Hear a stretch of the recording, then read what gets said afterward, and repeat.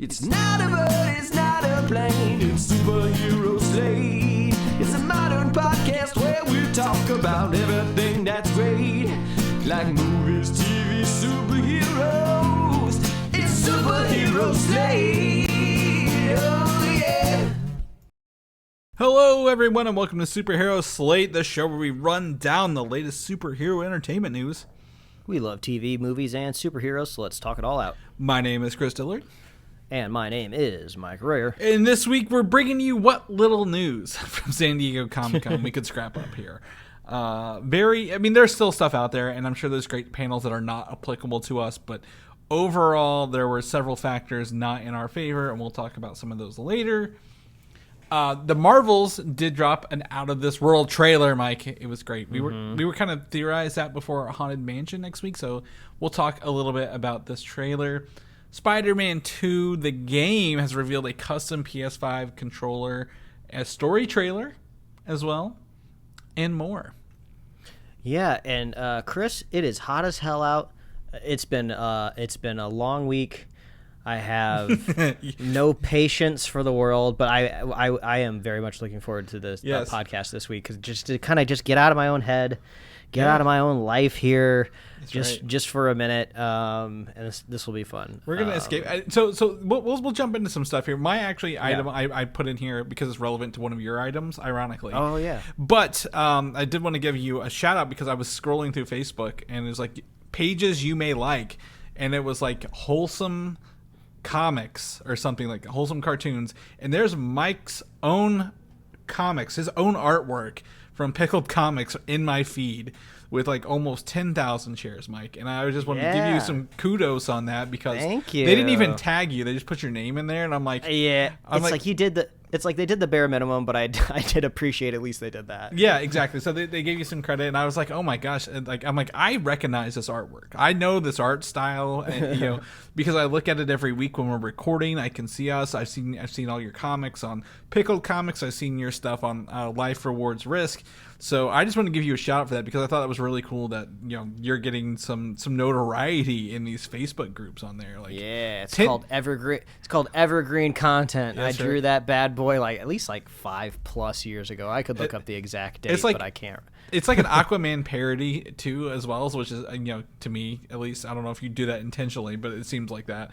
But like honestly, again, I looked at like, there's 10,000 shares of this, and I've got to tell him. I instantly screenshotted it. I was like, he's got to know right now. And just to give a little background on what this does for the actual creator, like Chris said, they did tag me in it, but only not an actual tag. They just wrote out, Pickled Comics. Luckily, I have the URL of the comic down in the corner, so when it does get shared by a random page, people can find their way back there. This was 20 hours ago, I think, when it got shared, and I think one single person did the legwork to find the page and follow it. So it just goes to show you, just because you see a viral piece of content out there, unless there's like Chris very much is aware of internet marketing, unless there's some sort of clear call to action conversion link in there somewhere, next to nobody follows through. They just scroll right past it. And honestly, I was more impressed that nobody slapped their own watermark on it and tried to claim it as their own and just left yours alone. That would have lit me up. I know it would have. So I was like, okay, they at least just copied and saved the actual image in its entirety and did not modify it on here. So that's why I was able to reach out to you and do that. So I just want to give you a little kudos, Mike. I thought that was a pretty cool little find today. But for real, even though it wasn't the perfect reshare scenario, it is nice seeing people respond to your work and seeing lots of comments and people making fun. So yeah, it was a good time. Thanks for letting me know, Chris. If you wouldn't have told me that it was out there, I wouldn't even have known. Yeah. Damn those algorithms. They just know what works. They're getting trickier now. If they will. But I'm going to go ahead and just start with my thing because I shared a little tidbit with you. I was working at home on Friday and I needed some background noise because I was doing spreadsheets and uploading templates to spreadsheets to websites, Mike. And you know how finicky that can be. If you're off by one character letter, a trailing space even could ruin your day. And let me tell you, I somehow deleted my own user account off my work website on accident doing this. So I didn't myself no favors. But I talked a little bit. I don't know if I mentioned last week or maybe it was after we recorded. I went and bought a Mickey Mouse television from the late 90s, VHS television, where the ears are the speakers on top of it, Mike, and they are plugged in through RCA jacks. I don't know if so they come off easily. Like it's not if you break them off, they're never usable again. Like you're gonna get like replacement ears, which is really cool. So I've been playing like Sega on it or like Super Nintendo, like the old games, the games that where you always played on those VHS things, or I guess not VHS, but like old school tube TVs. And on Friday Friday morning, or maybe it was Thursday night, I dug out my VCR because I'm like, you know what, I want to see. If I can get a VCR working on this thing, I think that'd be hella cool. I only have 3 VHS tapes, and 2 of them are Muppets. The other one is the animated movie Little Nemo's Adventures in Slumberland. I don't know if you know that movie, Mike? Mm-mm. Okay, well, it was like a guy, I want to say not Don Bluth, but like someone from Disney. They animated it like in Disney style fashion, but it looked, it's like an anime story, so it's very dark and not for children, even though it looks like it's for children. So it's really interesting. But anyway, I popped in one of my favorite movies, Muppet Treasure Island, on VHS, and the first thing that happened was that it was at the end credits, and I had to rewind that son of a bitch. So let me tell you how much I don't miss rewinding things on VHS at all. But it is something kind of soothing when you hear the click and the whir of a rewind on a thing too. So I was like, oh man, that's taking me back. And then so I go all the way back, and then it goes through, and I forgot, and everyone who's listening to this will probably understand that there are always commercials for other movies before your VHS tape. You don't jump into the movie like you do these days right away. So I got to see a trailer for what was Oliver and Company on that. And I forget there was another one. I want to say maybe it was Hercules. I think at the time the animated Hercules movie was in front of this. So I was like, oh, this is cool. How long before the movie starts though?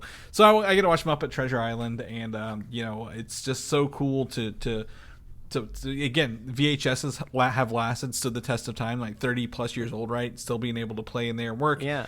And you sent a video just through iMessage of it playing, and I was like, I can even tell through the video that the speakers on those mouse ears are actually pretty good. Yeah. It's really funny. If you turn the volume up or volume down, the volume indicator is Donald Duck's feet prints, like his little duck prints. God, that's awesome. And that's exactly what you want. And he is like at the front of it, so as you turn the volume down, he moves forward or backwards across your screen. It's really cool. I don't understand why something like that doesn't exist on smart TVs nowadays. Right. Like I can retheme like my Roku, right? Yep. So when like the backgrounds or whatever, right? But like changing like the UI to a theme, that should be a thing. Exactly. If people can make Comic Sans their default font on their Android phones, and we should be able to do whatever we want on these TVs because they're running the same thing. So absolutely agree. But I will say the one thing I want to get to kind of wrap up on this, and the whole point of bringing this around is forgetting that old TVs are 4:3 ratio, Mike, instead of 16:9. So this VHS didn't black bar me. It zoomed in. It did the old pan and scan. So it was a full frame 4:3 photo. I'm like, there's a bunch of this movie I'm missing on the sides. I don't have the capability to see if I can change it in the settings of the VCR, but I'm like, that was so cool to, like, oh man, remember you had to choose full screen or widescreen VHS back in the day? And it's crazy because now as an adult, I realize, yes, panning and scanning was a thing, but that means somebody's job was to sit down and decide where to pan and where to scan. Yeah. And I would love to just chat to somebody of just like, how did you decide what we did and didn't get to see? Right. I need to know. I kind of would want to see the workflow as well, right? Are you doing it live? Are you doing it scene by scene? Like, are you stopping scene by scene? Is it shows in the edit bay? Is it shows after on his way home? I don't know. But like, I was like, I was looking at, like, I was really expecting a very small picture with black bars on the top and bottom, and I didn't get it. And that was just really cool, and I was like, I don't feel like I'm missing anything. So it was just a very overall nostalgia-driven experience within like a good hour and a half here. But I love Muppet Treasure Island is one of my favorite Muppet movies by all means, and it was one of the, I believe, the second movie directed by Brian Henson after Jim Henson's death. The first one I believe was Muppet Christmas Carol. And then this one, he took over after Jim Henson died for Muppet Christmas Carol, and then for also Muppet Treasure Island, which is very fun. But you got to go see Brian Henson's newer stuff. Yes, this Chris, weekend, what a wonderful segue. Yeah, Yeah. out here in Los Angeles, where the Jim Henson's studio lot still exists, is a puppet show called Brian Henson Presents Puppet Up Uncensored. And what it is about 2 or 3 times a year, they'll invite people on the lot for a ticketed event where they'll do a live puppet show that is totally improvised. So imagine any sort of kind of like improvised show you've ever seen. If you've never seen one live and in person, just imagine whose line is it anyway, right? Where they're asking, suggestions from the audience. Occasionally they'll bring people up on stage and everything, but they do it all with puppets. And all of the puppets are at least original to me, right? I think legally they can't use all of like the Muppets, all of the iconic characters that everyone knows. And there are some shared pieces, though. I'll tell you, just looking at it, I'm like, oh, those noses, those mouths, this is different color. But absolutely, yeah. Sorry. But it was really cool because to start the night off, Brian Henson comes up on stage, and I didn't even know he was going to be there. I was just like, and me and my wife had really, really good seats near the front row, and I was just like, I'm like 15 feet or less away from like Brian Henson right now. This is so surreal. I was not expecting to be so close to him.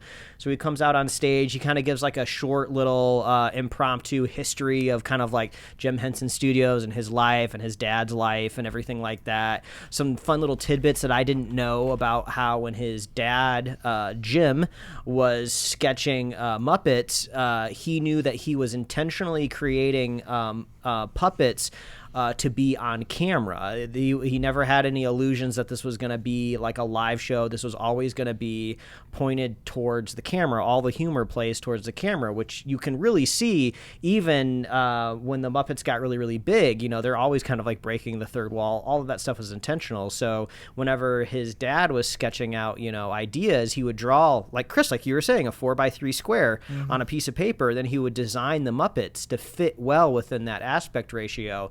So it was a kind of cool setup to say during the live show, not only do you get to see the puppeteers under the puppets working them, but there's also a live camera feed pointed. The camera's like on like a big like 8-foot pole pointed at the top of their hands, and then it feeds the live footage to 2 big screens in the theater. So it's really fun. It's like he describes it as you're watching 2 shows at once. So you can glance up and see how they're like framing all of their puppets and making sure the composition looks good, raising and lowering so the Muppets can like humorously like exit stage left and stuff like that. Then you can see all of them like dressed in black underneath it, like just working the Muppets, and you can see like their hands like delicately moving the rods that like move their appendages. It was so impressive, and on top of that, it was hilarious. Nice. Like when he originally conceived of doing this improv puppet show, none of the puppeteers at Jim Henson Studio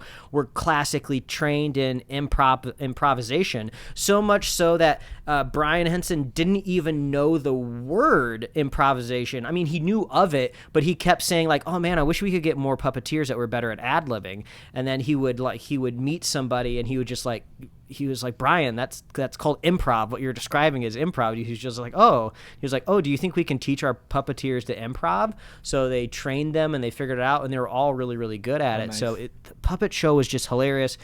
Chris, the next time they do one, I think it might be in the fall, I'm going to make sure I tell you about it because I want to see if maybe you can finagle a way to fly out here so we can go.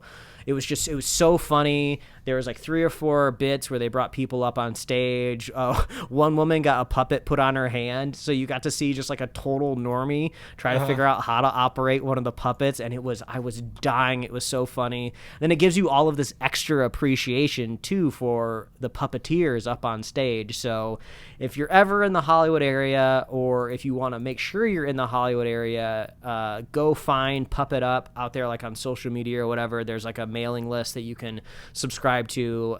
You gotta go. It's so good. You get to actually go on the lot too. It's not a super huge lot because it's like in the heart of Hollywood. It was built like over like 100 years ago, I think, by Charlie Chaplin.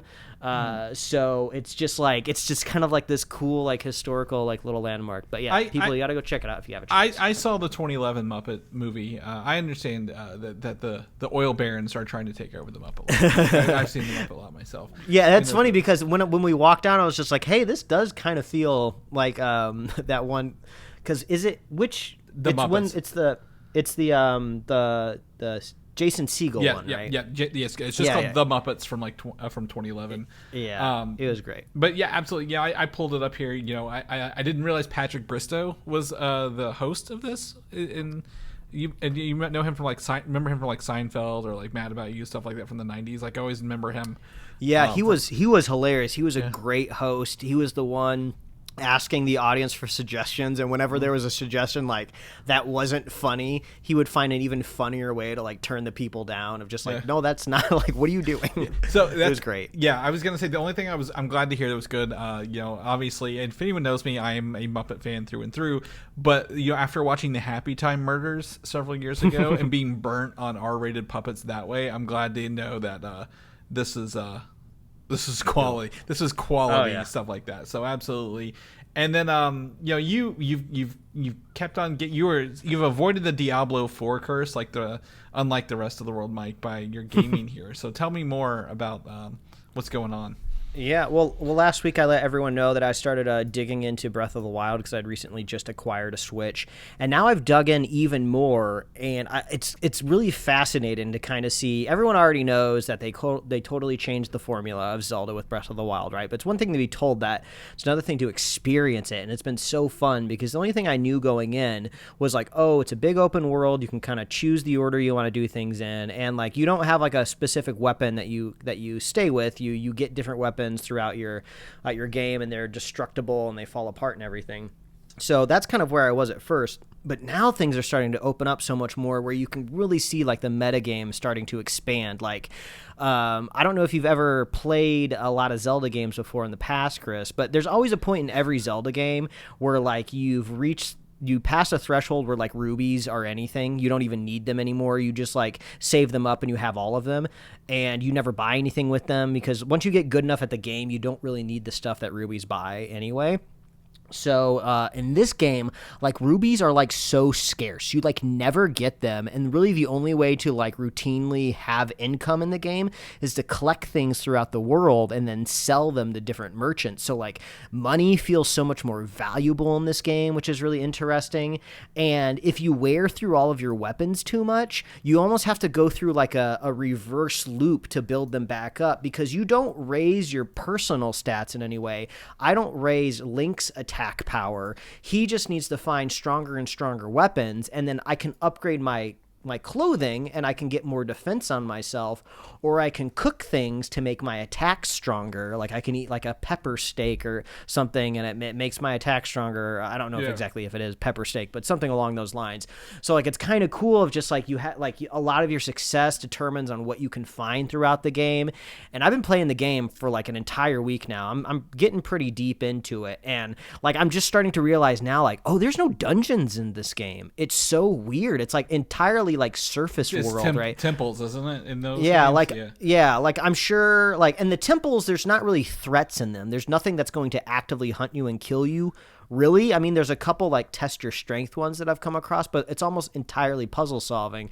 So this old formula of going into a dungeon and platforming and doing all the level is not so much there anymore. So I just wanted to say it's been really exciting to kind of just see the whole formula just destroyed and remade and reconfigured. And I love weaseling my way around the map and kind of working my way into areas that I'm not too strong enough for yet, but I found a way to climb and move around the polygons of the mountains just enough. But it's been really, really cool. So stay tuned. I'm sure I'll have more Breath of the Wild updates over the next couple weeks. So I'm gonna go ahead and you asked me, how much Zelda. I've only played 2 Zeldas, Mike, ever in my life, and it was the first one and the second one for regular Nintendo. So I'm an anomaly. I love video games. I love retro games. Right? I was playing Aladdin on Sega earlier. That's how much I wanted to punish myself. But I never had a Super Nintendo. And by the time I got a Nintendo 64, I had no access to solo games. Me and my brother shared it, so we had to use 2-player games for everything. So I've absolutely missed almost every Zelda game beyond the first one. I believe it's obviously the Gold Cartridge Zelda, Legend of Zelda, and then the second one, which is I believe it's not a Link to the Past. It's I forget what the second one is, but they're both on regular Nintendo. So I'm out of loop in terms of playing it myself, but I am familiar, and I'm very excited for you to go through Breath of the Wild and finally jump into Tears of the Kingdom as well. Yeah. And hear your experiences there. So there's that. But yeah, so let's jump into some. So this past week, past couple days has been San Diego Comic-Con. Mike, people may know this, people may not know this, simply because right now, as we will say, there is a writer strike first, an actors strike going on at the same time, and then a bunch of studios pulled out of San Diego earlier in the summer, probably in preparation for this, right? Kind of knowing it was coming, these strikes. So literally hardly any promotions or anything was going on at San Diego Comic-Con this week, except for like I've seen a lot of Hasbro and like toy stuff kind of coming out of this, some Dragon Ball things here and there, but like, you know, nothing huge. And we'll kind of go through what we can. You know, even if it's just more announcements. Warner Brothers had a couple cool announcements and some other things, so we'll go through those later. But like, really, it's just I would say, you know, compared to when we went in 2019, did you go after 2019? You haven't? No, yeah, Chris, it's the Chris Dillard curse. Last time I've been there was with you. I guess we shut it down, at least for us personally. Yeah, absolutely. I mean, I have a lot of friends and acquaintances that have gone down over the weekend, so I kind of have vicariously been watching their weekend through Instagram stories. It's still a fun time, right? But yeah, it is a little less electric this year, I'd say for sure. Like most of the time, the last 8 almost years that we've been doing this podcast, Chris, every Comic-Con I'd make a big splashy thumbnail with the big SDCC logo on it, big Comic-Con wrap up. It's not hitting this year, and it's not a sign of the times. It's not like a change of what humans want to experience. It's just like the situations, the circumstances of Hollywood right now. So yeah, it's still a fun time. I'd still recommend if anyone ever gets a chance to go, go for sure. But yeah, just not a whole lot of newsworthy things to talk about this week. Yeah. We'll cover some of that stuff when we get to it. But yeah, absolutely. No yellow icon this week, Mike. Sadly. I always look forward to the yellow one. So let's jump into the first things first. You know, in case you didn't know, The Flash hit digital this week, and we didn't talk about it last week. But guess what? The Flash was the first Web3 movie experience available on the blockchain, Mike. Oh God, you can tell that the movie struggled in its initial run if they're trying to cryptize it. Yeah, so Warner Brothers has always been in crypto. I don't know, when I saw the Batman, they gave me a free NFT with my movie ticket. They sell a bunch of their Funkos and like a bunch of stuff on it. They love NFTs over at Warner Brothers, mostly because I'm pretty sure it's a scam. But you know, that's neither here nor there. But yeah, you can get the Flash on Web3. So I don't know how it plays. I don't know how this works, right? Because you would have to go to their website to watch it and experience. But like, you can like look around Barry's room or the Batcave room. A couple remember when DVDs had menus, Mike, and you could do all these things? It's exactly that, but on the internet. And I'm like, this is. You know, when I was talking about watching VHS with Muppet Treasure Island, this was like full circle back to, you know, early 2000s DVDs coming out. But one of the things, not just from the Web3, but the digital release of The Flash, is a deleted scene reveals that Batman of Batman 89 universe, the one that we saw, the Michael Keaton, retired after killing a criminal in front of their kid, the same way he became Batman at a young age, which I thought was interesting because we never really got why he quit doing Batman, other than that, you know, people didn't need him, I think. But I figured like he just wouldn't like wake up one day and be like, nobody needs me anymore. I don't know if that really builds character in that world or not, because he didn't really seem to kill anybody. He's not a Zack Snyder Batman, if you will, who killed everybody. There's a video out there of how many people has Zack Snyder's Batman killed, like a kill count video, and it's pretty entertaining. I recommend you watch it. But overall, Flash still struggling to kick up some viewers, Mike, at the end of the day is what it seems. Yeah, it's like the Batman stuff. That's kind of cool. It's a neat lore. I mean, it makes sense. It's poetic, cyclical, as George Lucas may like to describe things. But I mean, this isn't enough to get me going on the Flash again. I mean, I don't know if see here. I don't think we have it here in our show notes, and maybe it kind of split in between this week and last week, so it kind of fell through the cracks.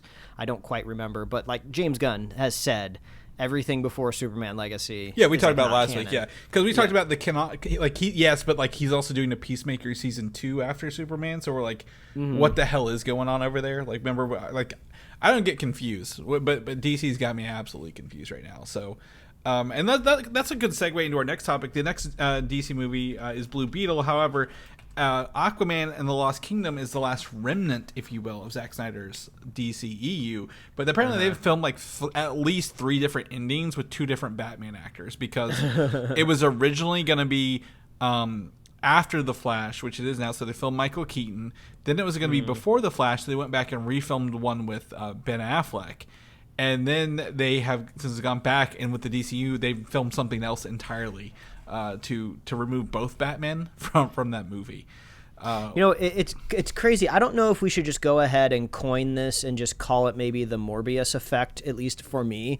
But I feel like now just kind of seeing how Zack Snyder's universe has kind of just weirdly morphed and turned into some sort of like toxic goo, and it's just so thick, it's just taking a really long time to slip through the storm drain, right? To get rid of it. Now I'm just kind of like, if I knew that this is eventually how things were going to wrap up, I kind of wish I almost could go back in time and just be like, I don't like any of this stuff. If we knew we were just going to wipe it off the face of the earth, we should have just done that nightmare like scenario, movie that he pitched in his Snyder cut. Like, just give him one more movie to wrap it all up. I'm not gonna like it for sure. There's some people out there that would absolutely love it, and they're probably gonna have like the script engraved on the inside of their coffin. They'd love it so much, right? But like, since I don't know, it's just kind of unfortunate to see something so grandiose just kind of like peter out like very confusingly. So I'm leaning more into like the Morbius effect, where I'm just like, maybe we should just let Warner Brothers just go off in a little corner, just do something crazy every once in a while like that I know I'm not gonna like, but maybe it'd be fun to hate watch. So it is it's a little well, I think it's a little sour. The thing is, and just to push back against you a little bit, I will say James Wan has always done his own Aquaman. Like, even his Aquaman was like, his movie did not adhere to Zack Snyder's Aquaman rules. He said, remember the talking air bubbles and all the other. Mara has a British accent, in his movies, but not in the Aquaman movie. So like, I'll give James Wan some credit. Like, maybe this was a post-credit scene or something, but like, hopefully he's been able, between the Amber Heard stuff, the Zack Snyder stuff, and then the James Gunn stuff, maybe he can pull something out of this at the end of the day. Maybe. But I guess I thought possibly with San Diego, even though actors can't be there to promote a movie, I thought maybe they'd at least do a trailer for that, right? Since it's coming out at the end of this year, that they would give us a trailer for this. But really kind of all quiet on the home front. But maybe in August we will get something if they can tap onto the Blue Beetle movie. We'll talk about something else here in a minute. Remember when we went to San Diego Comic-Con and we sat in on the Batman Beyond panel, which was really cool? Yeah, that was a really fun time. Kevin Conroy was there. I forget the actor who voices Batman Beyond. He was there. I don't remember. Is it Will Friedle? I don't know. Whoever Terry McGinnis voices. I'm pretty sure it's a boy meets girl actor. I'm pretty sure. Oh yeah, you might be right. Either way, but Batman Mask of the Phantasm, the first animated movie from Batman the Animated Series, is coming to 4K for the first time for its 30th anniversary. So I've actually never seen this movie. I've seen Batman the Animated Show, but I've not seen this movie that I know of, or at least recently, where my memory is old enough to grasp onto it. So I'm kind of excited to watch this, in a high resolution format. So thought that was a pretty cool tidbit that leaked out of here, but. We'll jump back into Blue Beetle since I was talking about Batman. I should have rearranged this a little better, but apparently it's tracking very low for opening next month, which is kind of sad. I don't think that's a reflection of the movie itself ahead of time, but that just means people aren't talking about it. And if I told someone, "Hey, do you want to see Blue Beetle next month?" they'd be like, "What the hell are you talking about?" I think at this point, off the street. Yeah, exactly. There's just not they don't have that X Factor synergizing moment that they can put in the trailer, right? Like they have Mario Lopez saying Batman is a fascist, I feel like, in every single trailer to just kind of remind people that this is the DC universe. But yeah, they don't have any sort of like flashy cameo. I mean, I know this is not the same thing as Spider-Man Homecoming, and Spider-Man Homecoming didn't need a cameo because it's freaking Spider-Man, right? But like you got to see like Iron Man in one of the trailers, right? Even though like Tony Stark wasn't in the movie all that much, like I feel like that's maybe what Blue Beetle needed, right? You know, should we throw in another Wonder Woman cameo? I was gonna say it's at a very precarious spot because again, number one, it was filmed for HBO Max, now it's coming to theaters. It's at the end of the DC EU, but at the start of the DCU, but technically not the first DCU movie. This is just like in a really bad storm of like, how do we feel about this? And I don't think it's its fault. They're trying to, salvage the movie and probably make a cool character. At the end of the day, like his suit looks cool. He's able to make those big buster swords, right? And do a lot of interesting things on the fly.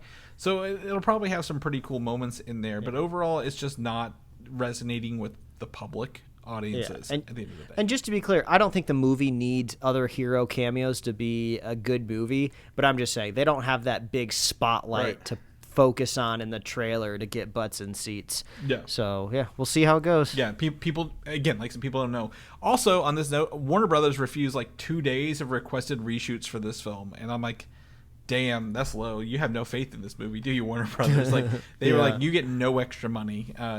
May God have mercy on your soul when you hit the theater in August. So, I do think though we will probably get an Aquaman trailer before that. I mean, I would feel confident saying that, Mike. You feel pretty good about that? Yeah, it's coming up soon. We got to get something. Yeah, absolutely. It'll be the last movie for that. But the last thing from DC, they did some DC animated announcements, and these only came with title cards, no actual footage, no images or nothing. But DC Animated is doing a Watchmen animated movie, and a Crisis on Infinite Earths is getting an animated film as well, both releasing in 2024. So I can't believe they held off this long on these two movies. Yeah, I mean, the Crisis on Infinite Earth, I mean, like, yeah, that's cool. I mean, I feel like Warner Brothers Animation is on track to eventually cover every big comic book, kind of moment. That's just like the machine working. But the Watchmen, that's interesting, right? Yeah. That's like actually an attempt to make something, on your screen, right? That's maybe a little bit more accurate to the comic, right? So that could be kind of fun. I would love to have seen like what, like even just like a screenshot, a screen grab from the current production of it to see, is it going to match the original Alan Moore work, or are they going to modernize it a little bit, like how they've updated the art style on some of the other, things from that era. Same with Crisis on Infinite Earths. I would love to see if how they're updating that. But honestly, for the Flash and Arrow trying to do that like 3 times in their shows, right? The Crisis on Infinite Earths, and I think maybe Zack Snyder might have been trying to get there. Like, I'm glad someone is finally getting a full Crisis story to tell out here, and animated. As we mentioned, it's the cheapest way to make something with a lot of characters on screen because you're still drawing the panels, right, or animating the panels. So they can really get all the characters that this entails and tell the story.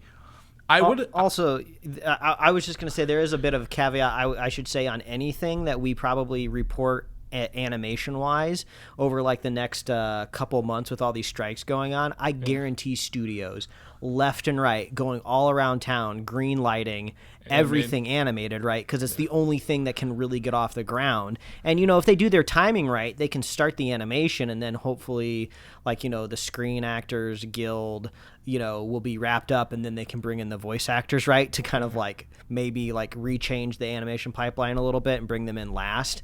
But I wouldn't be surprised if maybe some things that get announced never come to fruition. Like, they'll just like, no, we're canceling that. The live action people are back to work now. Yeah. And I think these two, DC, they're still putting out like 2 movies a year. So I think these are pretty, solid grabs for them, right? I would just be interested to see if they're going to do part 2, like 2-parters on either of these, because they're such dense stories. Like, most animated movies are around an hour and a half, right?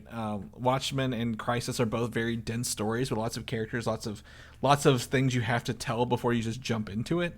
So do you think? And sounding question, I wouldn't be surprised if we find out there's a Watchmen Part 1 and a Watchmen Part 2 coming, and they've kind of extended those out a little bit to do that. I think they sell these directly. I don't think they are like on digital streaming and physical. I don't think they go to streaming right away. Also, just so people are aware, most of the DC anime stuff is for profit rather than for streaming. So they put it out to buy on digital and physical first, and then you can stream it several months later. So don't expect to see these day and day, but I'm excited to see what they come up with for those. On the other side of this, the last year Marvel had 16 announcements at San Diego Comic-Con, Mike. 16 different announcements. This year they had one, and they didn't even have a panel for it. It was the Marvels got a trailer. I don't think that's an indication of any of those 16 projects being in trouble or anything like that. It just means there's no panel this week, right? Everything was off the table several months ago for this, but the Marvels did get a trailer release for this upcoming movie. Seems to be more of a full story trailer rather than the highlight reel. We got the teaser right a couple months ago, and it showcases again Brie Larson's Captain Marvel. We got Monica Rambeau's Spectrum, and then Kamala Khan's Miss Marvel, if you will, and how they're the combination of a Kree hammer and the other Bengal from Miss Marvel have entangled all their light powers together somehow, Mike, and in this big movie where they can change places in a heartbeat, it seems like, by using their powers. Yeah, it makes me think that, I mean, just going purely off a trailer, right, that has to truncate a lot of the explanations that we would see in the full movie. Yep. But they say all of their powers are entangled, and when one of them uses it, they like switch places with another one. So as far as we know all of the origins of all these characters' powers. It doesn't make sense for them to be linked at origin. It makes me think something special happens like in the first act of the movie, right? That connects them all together, right? And that looks like in the trailer, the actress Zawe Ashton, who plays Darbin, she puts a hammer, the Kree hammer that what's his name had in Guardians, to the bangle, and it looks like maybe she's using some sort of maybe it's not Infinity Stone power, but something with the bangle and crossing their powers, right?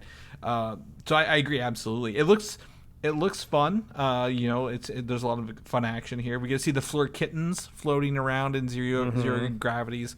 I like that. I like Miss Marvel. I think Miss Marvel is a very fun character from her show, and I think her personality, that wide-eyed wonder of a kid who has powers now is going to be really fun in this movie. I kind of got that from this trailer. I don't know what you thought, but there seems to be some big action scenes along the way for this. Yeah, I mean, the biggest asks that I have that come out of this movie is just to round out Captain Marvel's character a little bit more. We've only ever got to see her primarily in her own movie, and she had amnesia for most of it. Yeah. So it's and just that was set in the 90s as well. Yeah, I feel like we still have not gotten to know the true character that she is, right? We've just kind of gotten superfluous, kind of just tough hero vibes, and I'm not saying that's a bad thing, right? But I'm excited to get a little bit more context, right, of what this person has been up to. The villain seems to have a vendetta against her for ruining her life in some way, so I'm curious what that is. And I think what's going to be interesting about this and kind of what I was noticing in this, Carol Danvers will probably be, I wouldn't say powerless, but she can't use the full force of her cosmic cube powers at any given time without causing her to switch places with somebody, one of the other two. So I think it's going to be a good character building journey rather than just, like you mentioned, seeing her kind of be just unstoppable because of her power set, right? And kind of probably think outside of the box a little bit for that.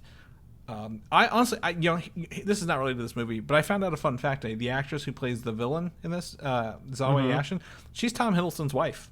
Did not know that. Oh, I was like, oh, because there was an article about what did Tom Hiddleston told her, about playing for Marvel, and I was like, why would he talk to her?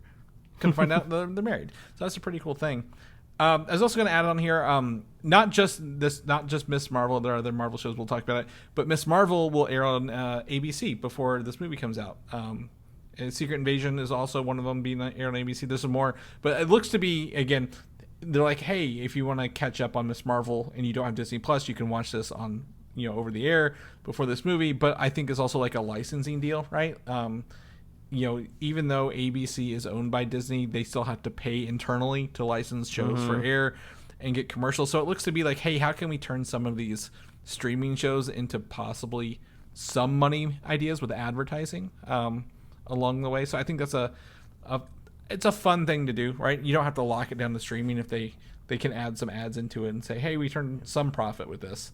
I always just kind of imagine the scenario where my parents have not watched Miss Marvel, right? So maybe one night they'll just be clicking through their Comcast, service, and they'll see, oh, what's this Miss Marvel? They'll click on it and be like, then they'll reach out to me like, oh, I saw this brand new show. Yeah, it's about this little superhero like teenager in like New Jersey. I was like, yeah, new. You're right. Yeah. No, totally new.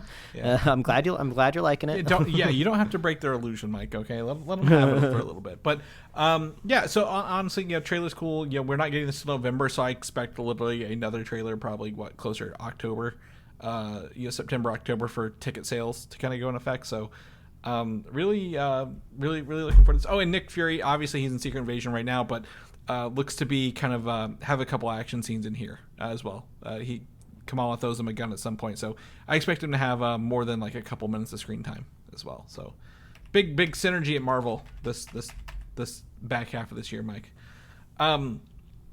Also on Disney Plus, the rumor, probably more confirmed, the rumors is that season 2 of I Am Groot will drop in September on Disney Plus, in between Secret Invasion and Loki, when Loki starts in I believe October. So there are another 5 episodes. Apparently they've already been created. They did them like immediately after the other ones, so it's exciting to kind of hear these like little 3-minute shorts that are going to pop on there, right? I wonder if they'll age up Groot a little bit. I feel like that would be in their best interest, since a lot of this was made earlier, maybe they just weren't 100% sure with the trajectory of Groot's age. Well, but I would like to see maybe a slightly older Groot. That'd be kind of fun. Yeah, I said James Gunn said he hasn't changed his script since he wrote it in 2019 or whatever. So I assume they probably knew about it. And we would love to know his story between what was it?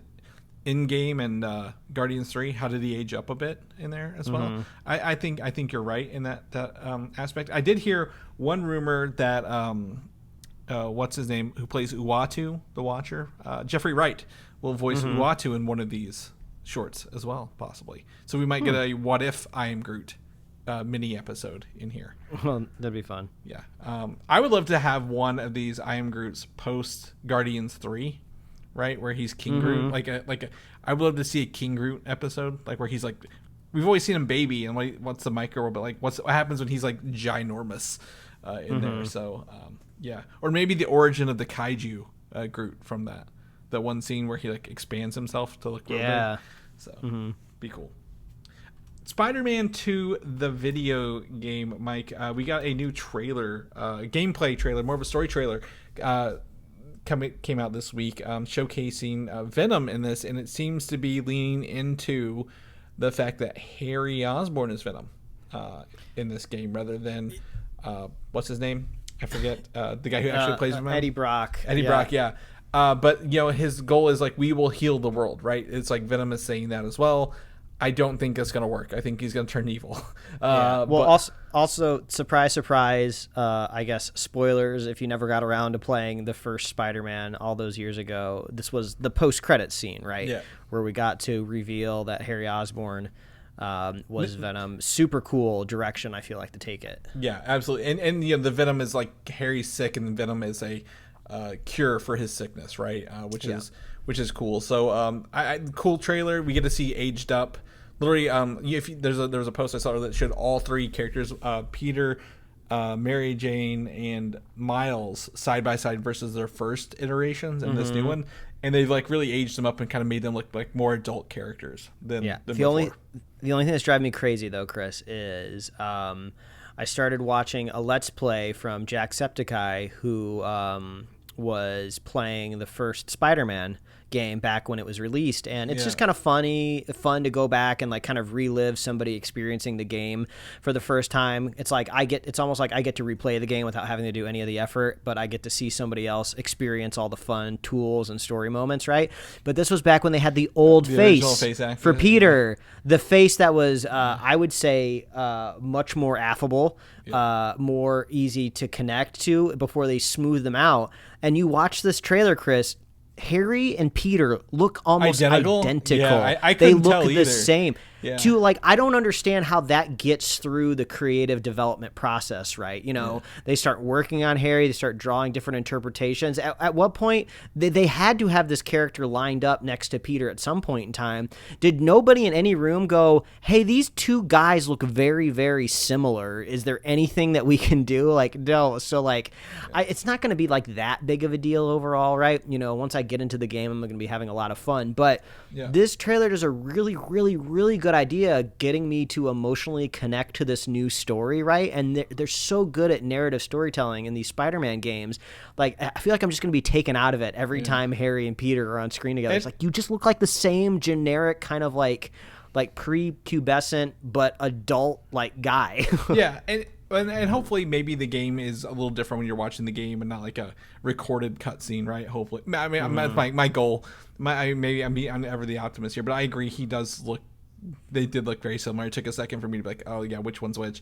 If you look closely, I think it was a side by side of him, or like him and his dad, the Harry and Norman scene that from they still. He looks a lot like him too, but I'm like, maybe it's just this world. Like they all just look the same. But I miss the original Peter face. There was technical reasons to change the face in the remastered version, and they carried the remastered into this one. So totally understand. The remastered edition is actually running on some code from this game, by the way.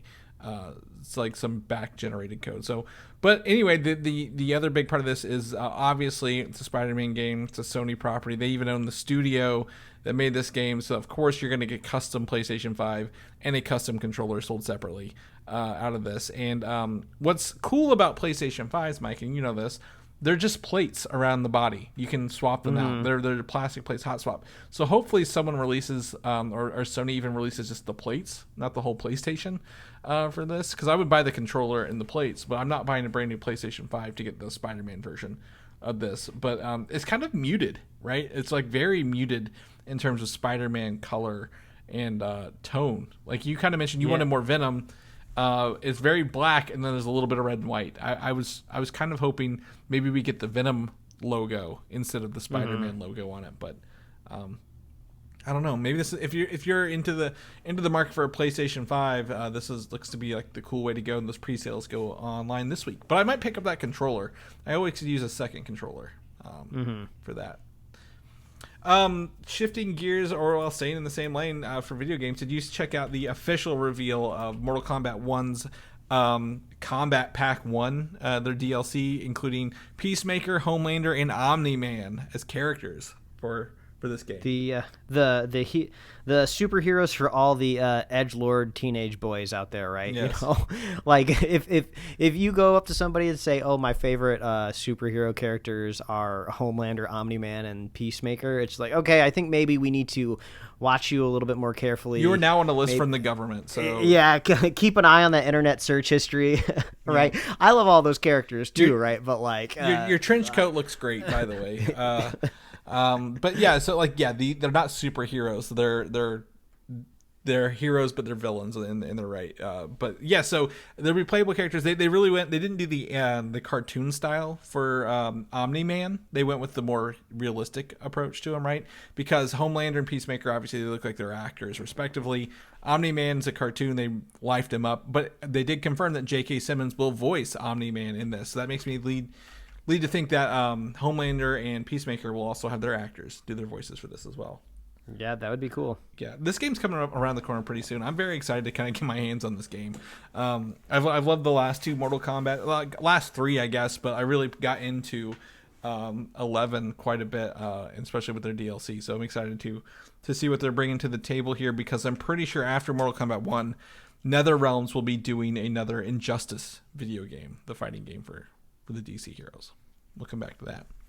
But staying in the realm of Invincible, Amazon did a trailer this week revealing season 2 will be in November for Invincible, Mike, after all this time. Several years, apparently, I guess. It hasn't felt as long as it is at the end of the day, I would say. But, if you like Invincible, season 2 will come. The cool thing about Invincible is Amazon's just throwing money at the voice acting cast left, right? And you can see at the end of this, they go through like dozens upon dozens of voice actors or actors bringing their voices to the show, and that was really cool. Yeah, they kept with the same marketing playbook that they did the first time around for the first season of just like splash screens of all the famous people that we can load up. But it did get me excited, right? I loved Invincible, I loved season 1, but I haven't really been anticipating the next season all that much. So the trailer got me hyped for it for sure. Yes, and for those who are also hyped, they announced and dropped on, I think, Thursday or Friday night, an Adam Eve special on Prime. So it's a one shot of Adam Eve, the love interest of the Invincible character.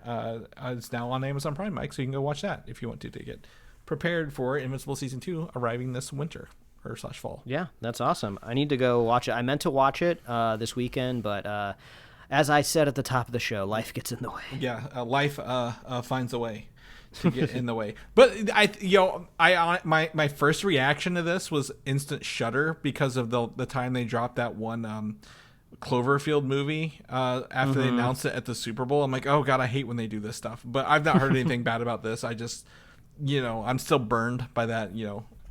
5, 6, 7, 8 years later. So, yep, on Prime. Cool thing, I know you're a Turtles fan, Mike, and the original animated series that started in the 80s, I think 87 through 90 something, or 89 through 96, one of the two. Nickelodeon has secured the rights to those again, or I guess maybe for the first time. So they will be airing the original animated series on Nickelodeon channels this month, including their YouTube and Pluto TV, not just over the air or cable channels. That's awesome. That's my childhood in a nutshell. All the action figures that stem from that show as well. The cool thing, if you didn't know, folks out there, usually when animated movies come to theaters, right, there's a good chance if you live in a larger market, you can just Google to see if the movie is releasing sooner in your area. It comes out in 2 weeks, and I'm gonna get a chance to see it a whole week early because they just do that sometimes to like drive up hype for these movies. So I'll get to see it. I'll get to see it a week early. And you also live in a market that depends on movies right now. So yes, I'm envious of that because they do not do that here in the Midwest at all. Occasionally I'll get a fan event, but like you got to pay extra for that shit. Yeah. So tune in on next week's podcast, and I'll give some early impressions and thought of Mutant Mayhem. Also, on that note, just because we talked about it earlier, the acting writing strike, people asked, is it bad to go to the movies because they're on strike? No, it's not. You should go to the movies and support them because that still gives them, they get paid for that stuff. There's no bad things about going to the movies right now. Yeah, there's no suggested boycott out there in the world, and as far as I know, at least within the last couple strikes in modern history, there was no boycott levied either. It's not like it's it's not like an evil corporation that's making a food product that is like going to kill you, right? It's an evil corporation that's not paying enough for people making really good stuff. Yeah, and then the stuff that's out there, they've already been paid for. They will not retroactively get paid for, I guess, is the other thing too, right? Because they're at the end now. Maybe residuals, hopefully stuff like that. And there's also some smaller, more indie studios that have started to make their own side deals with SAG and possibly the Writers Guild as well. So you might still see headlines out there of some things in productions, but they have special waivers out there because they have come to terms and have made a deal with exactly what the strikers are asking for. So A24 is one of the studios, I think. There's like 16 productions from them maybe that were greenlit because they are doing they made a deal. Like I said, they negotiated and have been approved to continue. Yeah, exactly. So if you feel like maybe you see something out there on the internet and you feel outraged in some way that maybe somebody is scamming or something, just like do like a modicum of a research. Just click one or two couple links. There's a chance that it might be okay. So just a heads up. Yeah, absolutely. So go to again. As I said, go to the movies. Go see Ninja Turtles. Go see Barbenheimer. All to your heart's content. It's totally fine. You're not disparaging the strikes going on. Lastly, Netflix dropped a One Piece trailer at San Diego Comic-Con. I didn't think they'd have anything here, right? Because they had the Tudum event like a couple of weeks ago. And maybe they weren't even at Comic-Con, or maybe they just released it because of it. But like this One Piece trailer lets me feel better about this show, Mike, because it looks like an anime show brought to life at this point. I don't know if you watched this trailer or not yet, but by God, there's a man with like it looks like teeth or spikes coming out of his long elongated nose, and I'm like, I'm like, this is on par. Like, I am actually on board with this now because this looks exactly like an anime.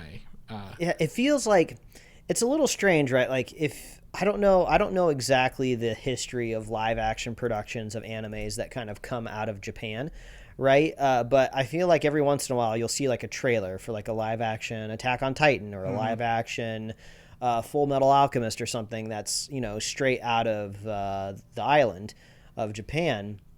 And you look at it and you're just like, oh, wow, this is like really highly polished, like costumes. They're trying to translate the characters one-to-one, from drawing to like live action, but then you never hear anything else about it because like just the quality of it is just overall bad, right? Yeah. They're more worried about nailing the look of the characters and and that's about it. So I kind of get those vibes a little bit with this, but since you get like a whole full fleshed out trailer, I would agree though. I feel like a little bit more enthusiastic after seeing this trailer, but at the same time, like I have no One Piece allegiance in any way. So, but I've been like you and we've been on the internet like our entire like adolescent lives. Like we've seen images of One Piece. We've seen like memes. We've seen screenshots. So like it's funny like that character that has like the hammerhead kind of like shark nose or sword shark nose. Like I've seen pictures of that character. It's so weird that my brain knows exactly what that character looks like, even though like I've never watched like a single episode of One Piece. What I appreciate about this is that they actually designed a character to look like the anime character, right? In this, because the first trailer was like, this is just normal people and looks like really boring sets. There was no pirating, there was no ships, there was no battles. It was just boring. This gave me some flavor and color. The character Luffy, I believe he says his name here. I've been pronouncing it Luffy. It's Luffy. He has his like little rubber arms, right? He's got his little elasticity kind of going on here. There's another dude with a sword like jumping around in, like a suit that's very like with the anime hairs kind of going on. I'm like, okay, this feels like there's more to this. That first trailer was just cut so bad and so bland. This is the flavor, the spice, and I just couldn't believe they put that character with that's again the sawtooth nose looking thing. I'm like they actually did this. That is impressive because I've even watched the Dragon Ball movie in theaters. Like Dragon Ball, what was it, Heroes or whatever it was, Dragon Ball Evolution. Yeah, and they were like they tried so hard to make their weird things look human rather than just embracing how goofy Namekians and weird shit is in Dragon Ball, and this feels like it's embracing that weirdness a hair. So I'm hopefully the fighting abilities, maybe there's more villains, and this is like kind of early on. We're gonna see more of these things, despite the fact I don't know what the hell they're doing. Other than at the start of the show, I said I watched Muppet Treasure Island, so I know they're after some treasure on the high seas. So actually, Chris, I'm glad you brought that up because for some reason, like I said, One Piece is out there and it has proliferated, even though I've never seen any of it.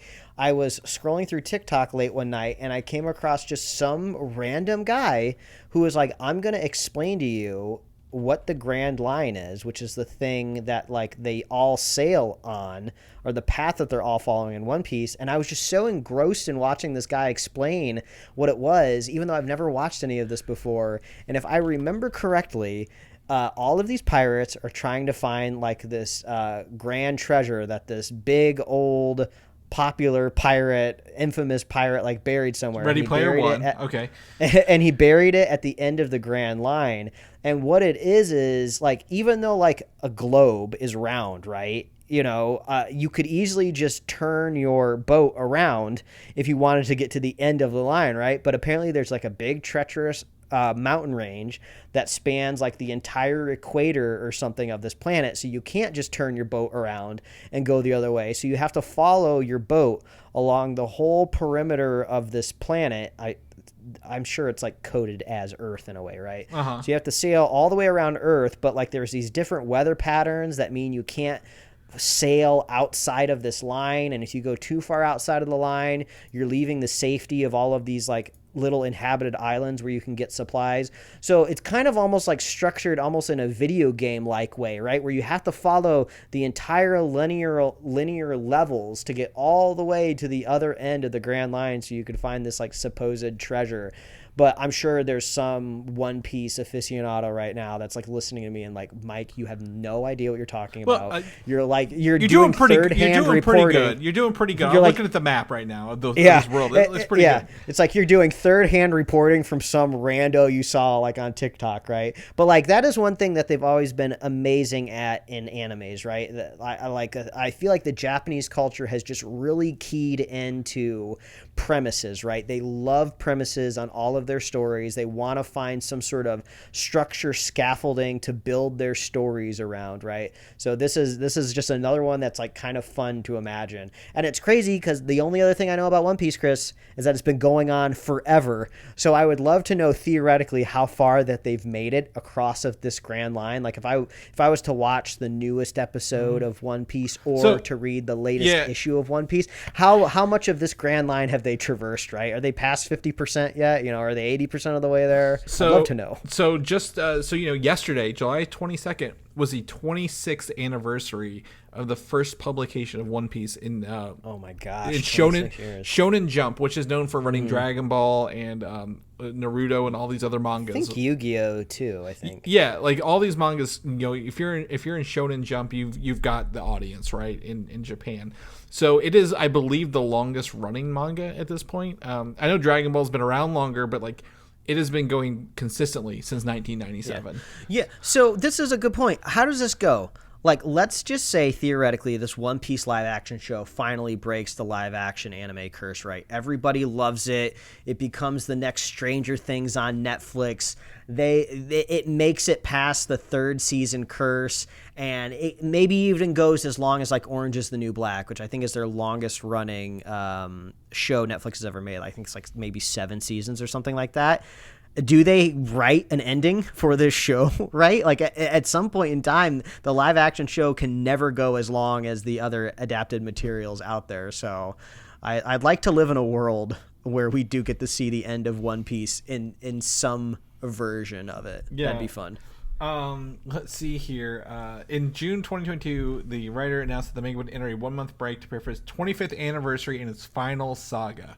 So apparently they're coming up on that. Originally it was planned the last 5 years, but and they already planned the ending. But so it looks like we might, in the next 10 years maybe get to the end of this. I'm looking at One Piece maps right now. I'm getting invested in the lore, even though I've never watched this show. That's why I leave some of these fun things at the end, because then we kind of get into them a little bit. There's the Red Line. There's the New World, the Grand Line Paradise. There's these mountain ranges. There's all of these like lines and arrows and red bullet points that people are. Ooh, here's a full color one. Oh, that's kind of fun. There's like these other islands up there. Oh yeah, I'm having fun. I'm having fun right now. Yeah. Chris. So we might do some research on this, but yeah, there is a manga, there's an anime, and there will be a live action series on Netflix.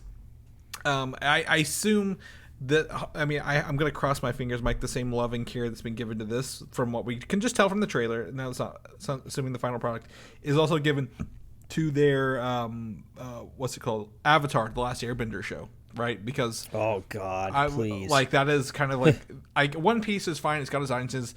Netflix loves adapting anime and manga stuff, but like Avatar: The Last Airbender, I think is a make or break for them. Right, they can't have 2 bad live action adaptations of that show. And I gotta hope the fact that I feel like they're banking more on Avatar: The Last Airbender. They've built out a whole studio. There's novelizations, comic books.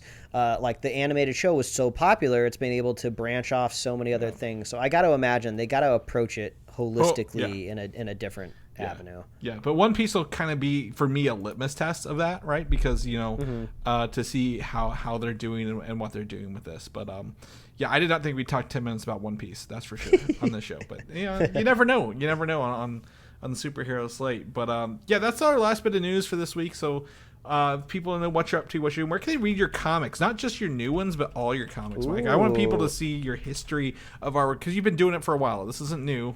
They need to know.